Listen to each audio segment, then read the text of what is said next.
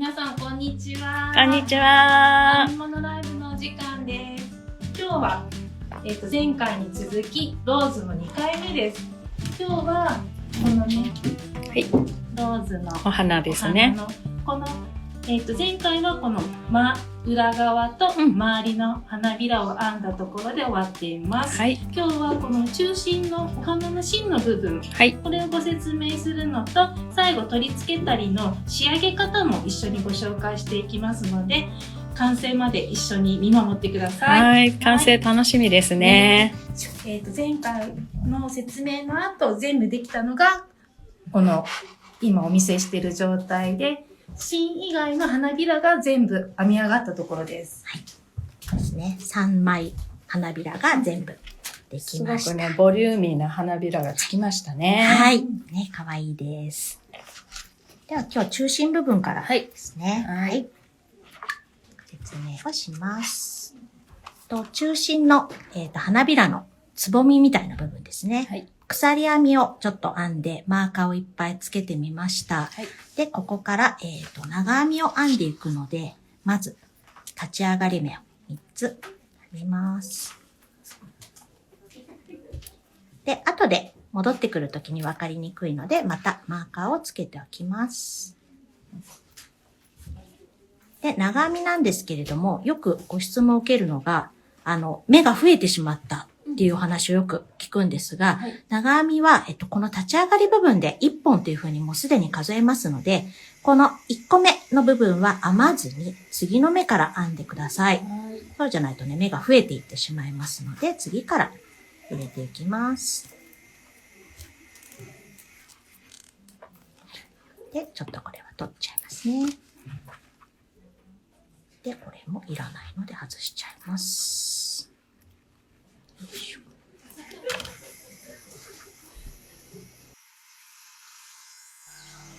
ローズも花びらを編んで、このつぼみの部分が鎖編みから拾っていくので、なかなかこの鎖の拾い目の1段目って結構難しいところで、いっぱい拾うと時間がかかりますので、1段目は我慢の段ということで。はい。ちょっとまたここで目数が変わるので、マーカーつけておきます。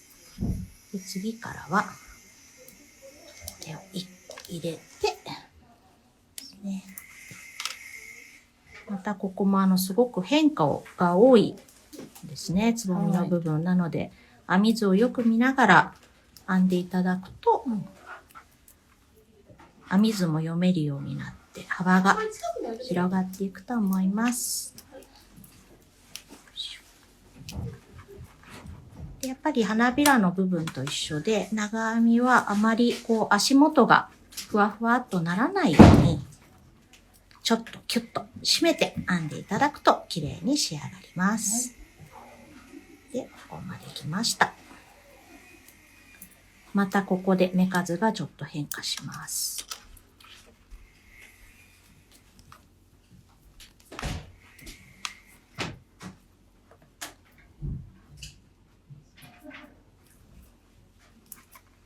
私1個つけるの忘れましたね。ちょっと待ってくださいね。見てください。結び目が出てきちゃいました。こんな距離で出てきちゃうですね。結ばってたんです。私が持ってくるときに多分ちょっと結んでしまったんですね。ほどきます。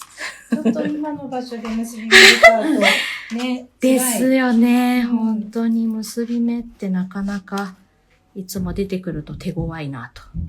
編んでる時に出てくると、ガビーンと思います。そうですね。糸替えのね、処理があるのでね、そうするともう、この量だと最初からやった方がいいですね。感じですね。ですよね、最初から。出てほしくないところで出てそうなんですよね。あともうちょっとで終わるっていう時とかね。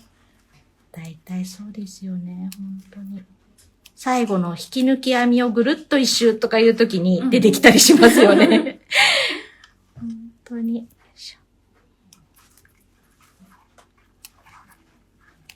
よく糸を編んでいて、1メートル編んだら、もう結び目が出てくるときとかもあって。そう、一玉で何個も出てくる。ありますよね。不思議です。当たりな時が。はい。よいしょ。で、最後まで、やっと、修行の一段目が終わりました。はい、こんな感じですね。ちょっと扇形にね、広がってくるところが、はい。ね、こんな形になっていいんだって、はい。思ってください。そうなんですよね。合ってます。こんな形です。はい。では、ここで次の段の準備をします。また立ち上がりを編んだら、またこれ戻ってくるところが分かりにくいので、マーカーつけておきます。で、ひっくり返します。次はこのまま中に入れていきます。このまま即に拾うという感じはいでいいですね。そうですね。もうこの大きい穴の中に入れてしまって大丈夫です。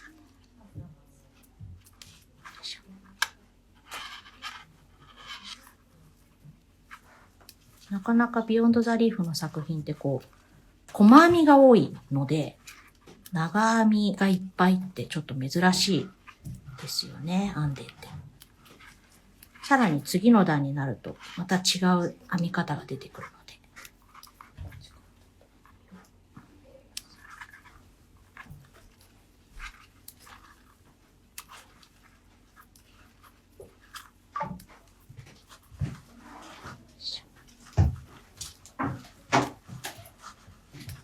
私は自分のローズを黒で編んだんですけど、なんか、ナチュラル見てたら、ナチュラルもすごく可愛いなと思って。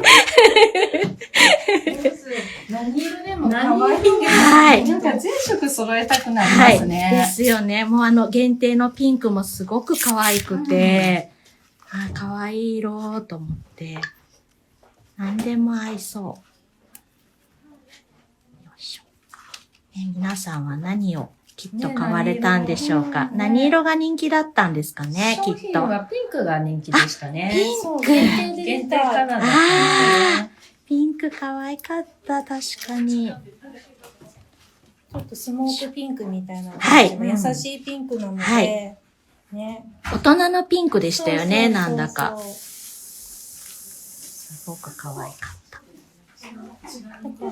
基本色はどちらも同じぐらい人気ですね。そうだったんですね。2つ。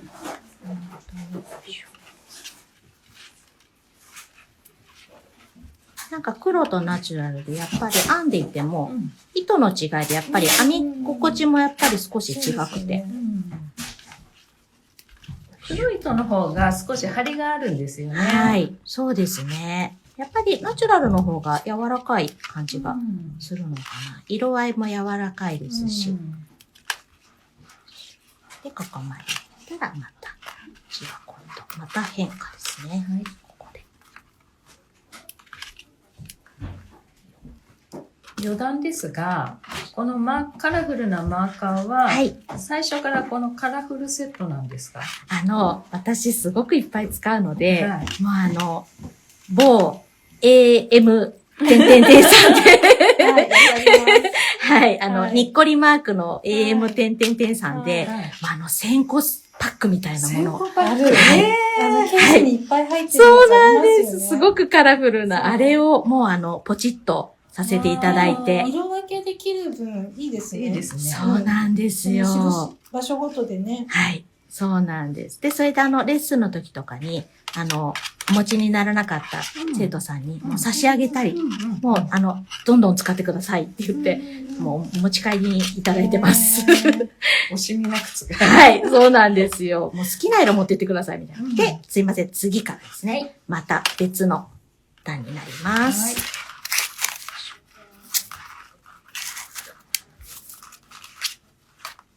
この段で終わりなんですけどね。で、ここからですね。こうですね。で、ここからは長々になるので、長い。長い。はい。ごめんなさい。一回しか。長ですね。2回引っ掛けるんですね。長で。で、2本、また2本ですね。こんな感じ。長で。よいしょ。で、またここでかけます。2本ですね。長。で、ままた次からはさらに増えます。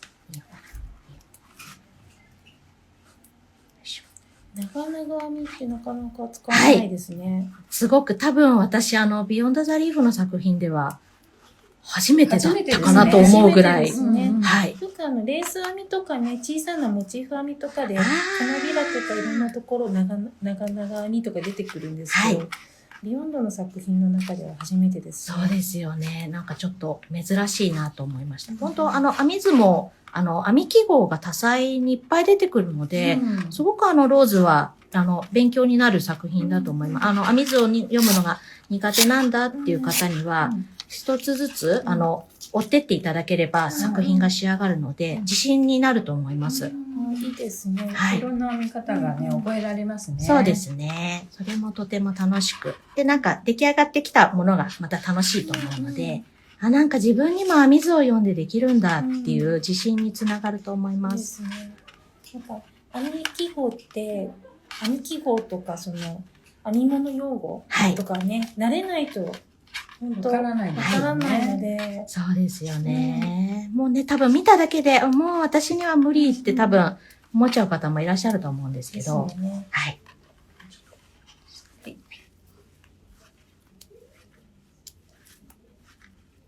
ぜひ解読していただいて。そうですね。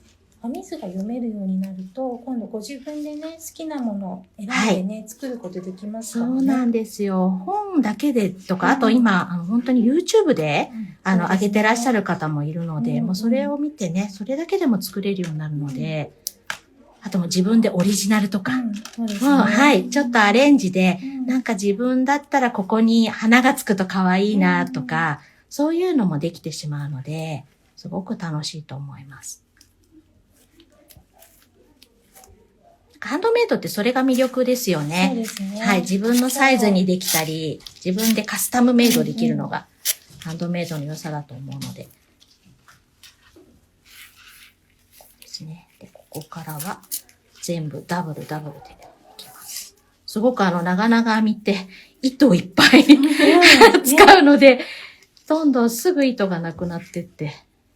そうですよね。はい。長編みよりも高さが一目分、ね、すごい長いですよね。一目分高くなるので、すごく高いですね。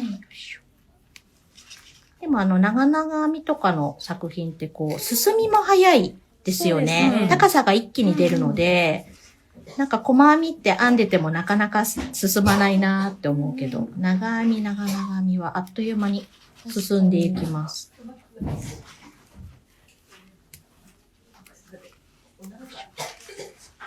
かぎ針編みで自分で最初にマフラーとかをとりあえず編んでみようとかいうときは、細編みいっぱいよりも長編みいっぱいの方が進みが早いと思います。そう私もなんか前お友達と初めてマフラーを編むっていう時に、長編みのマフラーにしようって言って昔。そうなんですね。なんか、ママ友同士で、子供が小さい時に、一緒にマフラーじゃあ編もうかって言って、編み始めた時に、そんな感じでしたね。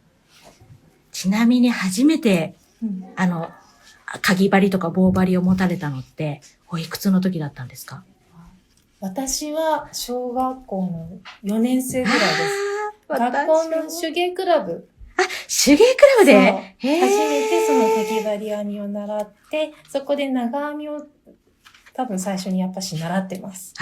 そうなんですね。しばらくは長編みだけでマフラーとか、わかります。なんかバッグ編んだりとか、そんなのしてました。ですよね。ほんと長編み、細編みだけでできますよね。いろいろ作品が。さしなさんはいつ頃ですか？私も小学校3年生ぐらいの時だったと思うんですけど、私は母がすごく好きでいろいろ作っていたので、それを教えてもらった感じです。いいですね。はい。すごく楽しかったのを覚えてます、今でも。親子で共通の趣味、いいですよね。そうですね。今でもやっぱり私がこういうことをしていると、母がすごく興味を持ってくれるので、会話が楽しいです。編み物でね。そうですね。もうちょっとですね。ここはもう全部がダブルなので。はい。ちなみにひろこさんはいつ頃始めたんですか？私も同じく小学校、皆さん小学校。4、5年生ぐらいから。それぐらいからですよね、きっとね。そっかそっか。最初は鍵ですか？棒ですか？最初は棒ですね。やっぱり母親が編んでるのを見てなんか面白そうだなと思って、ちょっと教えてもらいました。そうですか。最後ですね。これで最後です。取るところがちょっと難しいので、鎖編みのここを側に入れるよりも鎖編みをちょっとこう2本割るような感じで取っていただくと、綺麗だと思います。で、長々をしたら最後だけはちょっと留め方が特殊なので、編んでから最後ここに細編みですね。これでいきました。ちょっと長々編みのと編み地をちょっと見せていただきます。じゃあちょっと端っこ持ってもらっていいですか？これで皆さん見えますか？こんな感じ。ですね。ではちょっと終わりなので切っちゃいましょうか。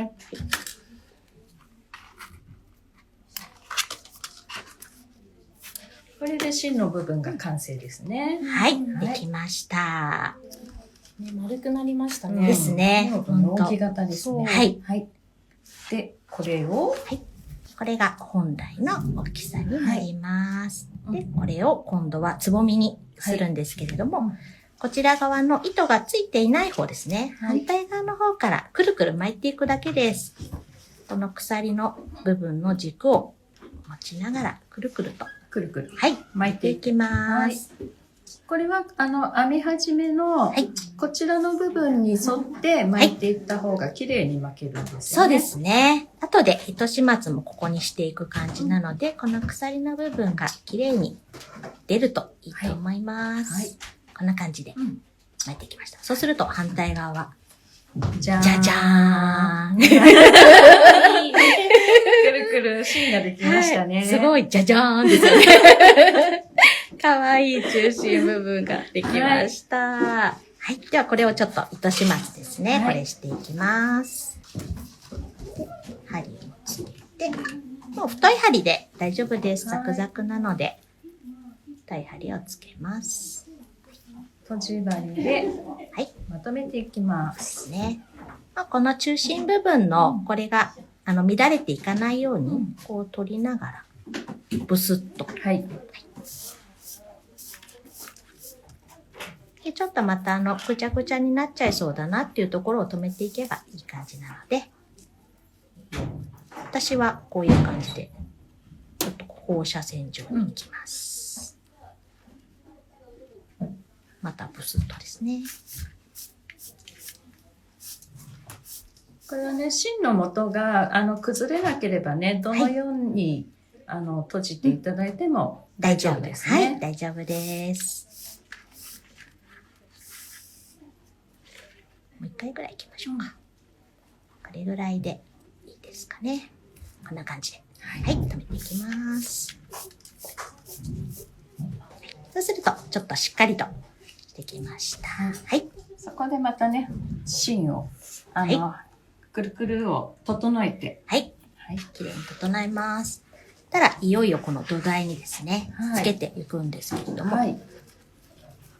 ちょっと私この中心が、引きが甘かったようで、ちょっと広がってきてしまいましたが、後でこれ隠れちゃうので、これぐらい広がっちゃっても気にしなくても大丈夫です。こういう感じでつけていきます。で、私はこの、中心の部分に、長編みのこの足の部分のこの糸がちょんちょんちょんってあるので、これに絡めていってしまいます。ちょっとどこでもいいので、まず1本ですね。取っていただいて、で、このまま引くと、これがシュルシュルシュルっと上がっていくので、これでつけて、あとはこっち側のまた足元ですね。見えますかね。拾いながらいきます。これを取ったので、この辺がいいかな。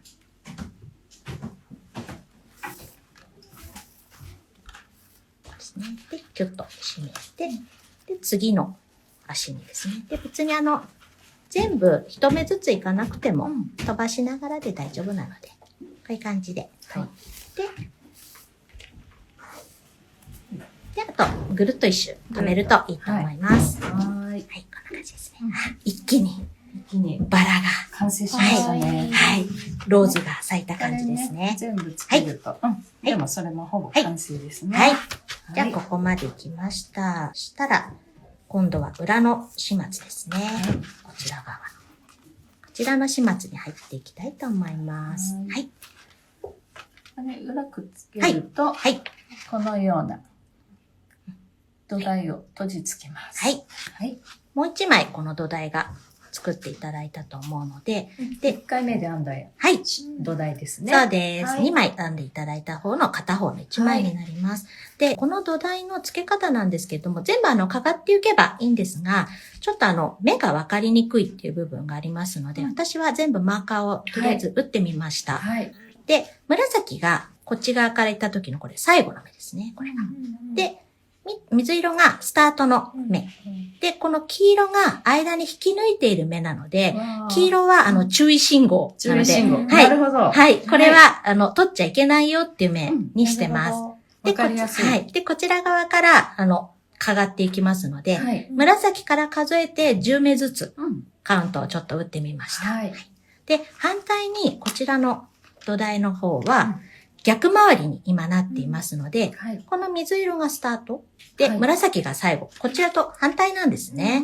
はい。なので、ちょっと合わせるときに、私は今、ちょっと簡単に紫同士をちょっとこう、合わせて、紫と水色か。紫と水色。こういう感じでこう合わせて、ここは抜くみたいな。そういう感じで進めていくと分かりやすいかなと思います。はい。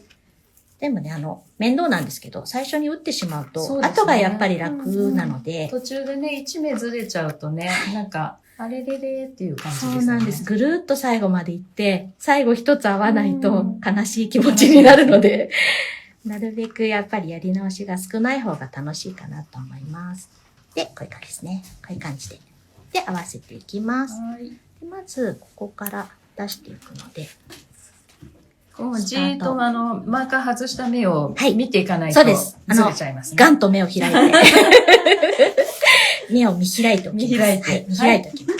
で、出しました。そしたら、まずはこちら側の、この目ですね。この目と拾っていきます。ちょっと拾いにくい。またこれもあれですね。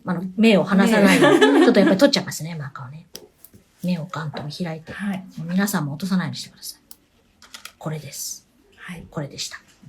こっち土台の方は筋編みなので、筋編みの線が残ってますよね。はい、そうですね。これがだから残っていないと、こちら側で取ってた時に、間違えて2本とも拾っちゃったっていうことになっちゃうんですよね。1本だけ拾わないといけないのに、2本とも両方とも拾っちゃってると残ってないっていうことがありますので、それもショックな。ないじゃないって結構なるんですけど、そういう時は、見なかったことにして、はい、同じところに2回とかやっちゃいます。はい。閉じちゃえばわかんない。そうなんですよ。で、そのまま行った方がいいと思います。はい。で、なんか私、こちら側から見てると、ちょっといつも拾いにくいので、こっち側から私は実を見て、そうですね。はい、やります。こういう感じですね。その方が、これ1目ずつね、拾っていきますね。こういう感じですね。この筋と、これと、これですね。で、拾っていきます。いよいよ完成が近づいてきてますね。本当に、もう本当楽しい瞬間です。最後の工程をやってる時が一番ワクワクします。できてきた。よいしょ。すいませんね。くっついてきちゃいましたね。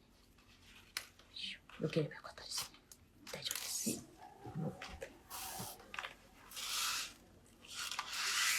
ちょっと私、締めが緩いかもしれないです。ギュッと締めていってください。きっちり閉じ合わせて、大丈夫ですか？大丈夫です。ギュッとね、締めながら。で、前の目が緩かった時はこうやって、ちょっと戻しながらいくと、と思います。こんな感じですね。花びらがすごくなんていうのかな、ひらひらしているので、なんかこうやってる時に多分、この波打ってしまって、ちょっと、あら、大丈夫かしらってなるかもしれないんですけど、後ろのこの蓋がつくと、すごく綺麗に整っていくので、あんまり心配がない。気にしないで大丈夫ですか？はい、心配はないです。はい。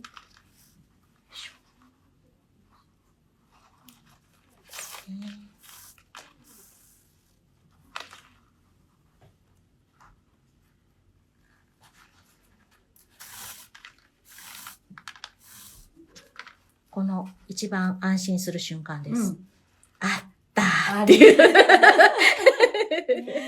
ほっとする瞬間です。これ合わないとガビーンってなるので。ほっとする瞬間でした、今。はい。第一関門突破ですね。はい、そうです。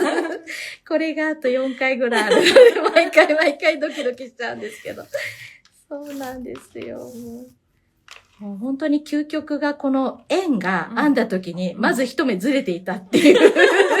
それが事実が判明した時がもう本当にショックで、ずれてる私っていうのがすごくショックです。まだちっちゃいんでね。私しょっちゅうです、そんなことが。ね、ちゃんと目数を数えて編んだはずなのにっていうのがありますね。そうなんですよ。私数えたんだけどって思います。ですごい早く完成させたくて、夜夜鍋をして、一生懸命夜中とか編んだものが間違ってるんです、結構。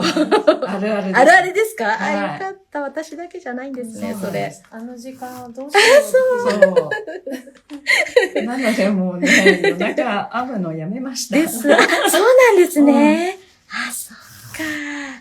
ついついやっちゃうんですよね、夜。編みたいんだけど、でも絶対これなんかこう、途中で眠くなったりとかしたら、間違ってるなと思って。あ、ですよね。眠くなるとやっぱり間違いますよね。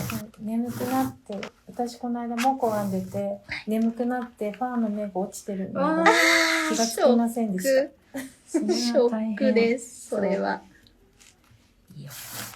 第二関門。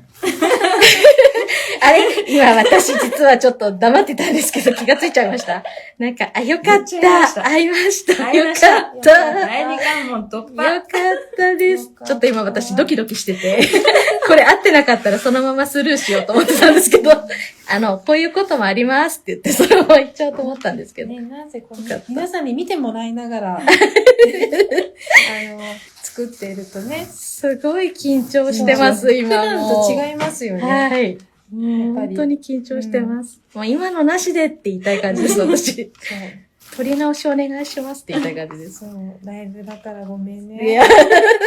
でも実際に、ずれちゃった場合でも、ちゃんと、閉じてればね。はい。大丈夫ですよね。本当ですか？よかったです。大丈夫ですよ。本当ですか？横先生よかったです。土台と蓋の部分がちゃんと、取れなければ、ゆっくりは大丈夫です。よかったです。優しいお言葉をありがとうございます。よかったです。もうね、ご自分のものは楽しく。はい。それが一番ですね。そうなんですよ。楽しくいきましょう。はい。あ、またちょっと関門が。第3が。また近づいてきちゃった。合うかな？大丈夫かな？よいしょ。合いますか？合いそうですね。よかった。ドキドキしちゃう。多分、これ今見ていただいてる方も絶対チェックされてますよね、私。よかった。合ってますよって皆さん思っていただいてるかな。ね、結構大きく手元映ってると思うので。ですよね。もう絶対皆さん大丈夫ですよって多分言ってくださってると思う。みんな拍手してください。会いました。会いました。第3関門突破。よかった。でもこれやっぱり打っておかないと、途中で間違ってるの全く気がつかないで。どこでね、違うからね。最後までいっちゃうので、まあやっぱり早めに傷は浅いうちにという感じで、早めに気づけば早めに治せるので。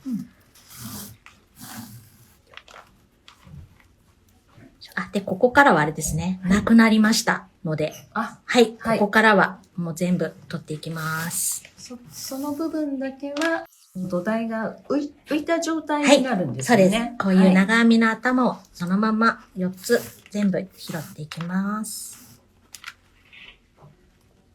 そうこうしてるうちにまたドキドキタイムが近づいてきました。大丈夫だったかな？最後の。今日はでもなんか楽しいですね。あ、本当ですか？本当ですか？なんかこんなところにスリルを感じて。編み物もスリルを感じながらやれると楽しいですか？こういう最後の仕上げ部分って、ちょっと辛くなってくる時があって、でもこうやってね、楽しみながらね。できると。なかった、私。あ、なんか一個ずれちゃったかも。ごめんなさい。ずれちゃいました。すいません。ここはもう2つ取っちゃいます。すいません。やっぱりずれちゃいました。お疲れ様です。よいしょ。申し訳ないです。残念って。あ、なんかすいません。残念な感じになっちゃいました。しかもなんか、ちょっと喋りすぎちゃって、あれかな、ずれちゃった。すいません。喋ってるともう本当に。こちらも申し訳ありませんでした。いえいえ。ちょっと関門突破になりませんけど。楽しく作りましょう。はい。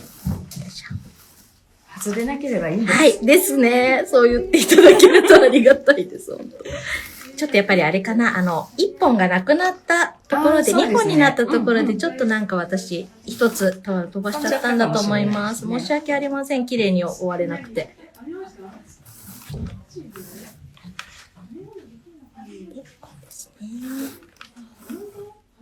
なんか、この色も可愛くないですか？今ちょっと私。ね、ちょっとわかりやすいようにね、今日は糸の色を変えてるんですけれども、ね、あえて変えてつけても可愛いですね。可愛いですね。この縁だけ、なんか、この色とかも良さそうな気がしてきました。はい。で、最後ですね。これが最後になります。また、目をガンと見開いて、落とさないように、これと、で、この黄色は取りませんよ。黄色は取らないです。これとこれでやったところで黄色外しちゃいます。よいしょ。はい、これで。はい。これでいきました。はい、で、ちょっと最後だけ、もう一回、同じところ入れたいと思います。はい。はい。いきました。つきました。はい、いきました。はい。あとはもう中に糸始末しちゃえば。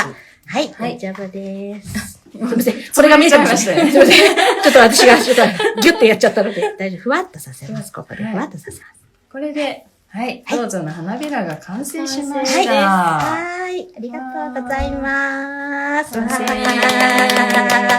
いですね。いいですね。私、このアシンメトリーな感じ。全部がまん丸じゃないっていうのがもう本当に美しいと思っていつも作ってます。はい。このフリルが寄るとね、すごく可愛いんですよね。で、今日はちょっとね、説明だけで終わらせてしまうんですが、こちらですね。こちらが完成品です。ここね、このタブをつけるこの土台もあるので、こちらもこのね、長く編んでいただいて、土台の、見えますかね。ここと、ここにつけていただければ本当に完成です。はい。いかがでしょうか？咲きましたね。咲きました。可愛い花びらを作っていただきたいと思います。